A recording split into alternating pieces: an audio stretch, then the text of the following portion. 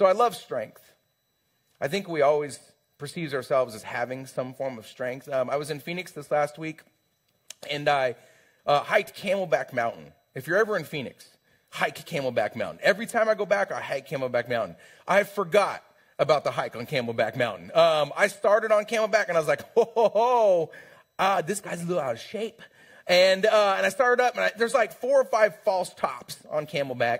And as I was going up, I'm feeling pretty good. I'm starting to slow down, and I get to like the first bouldering section. And it's going to be a tough hike when they have a rail up like a rock face, right? And you're like, this is where it's going, right? And then you get up to another bouldering section, and it's there. And all of a sudden, a gentleman, much more generational than I, I'm not going to give ages here, much more generational, I just goes, hey, and I was like, no.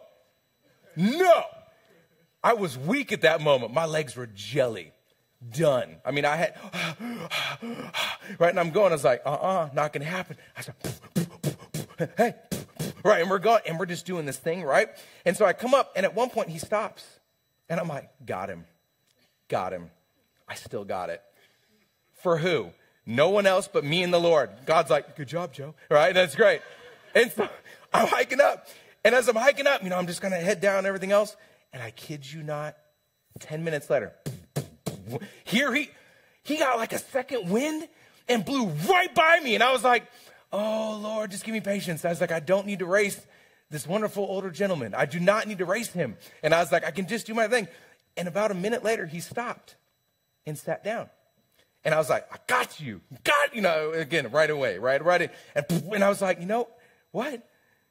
I'm tired. And I was like, you know what I did? I pulled up a seat right next to him. I was like, hey, how's it going? And he's like, it's going good. He goes, I used to hike this in, middle school back in like 70. And I was like, what? And he's like, oh yeah. He's like, where are you from? I'm like, Arkansas. He's like, me too. And I'm like, God, you would. You absolutely would. I was like, there is no way I'm sitting in Arizona on Camelback Mountain, sitting next to someone from, we talked for 15 minutes, and it wasn't because I needed rest.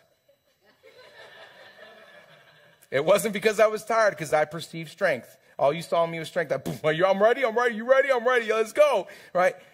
But what happens in our world this day is we do this with each other. And here's how you know.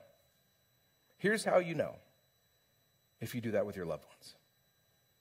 Because if it begins with your loved ones, what happens when you're out in the world? What happens when you're in the world and this begins with strength, with power, with control, and you're thinking, okay, no, I don't need grace and forgiveness and humbleness and servant. I don't want that hearted leadership. No, I would rather have power and control, and so let me jockey back and forth a little bit. The greatest thing we could teach the world is how to serve each other with humbleness, out of kindness, because of the love of Christ. That's what we can serve the world with.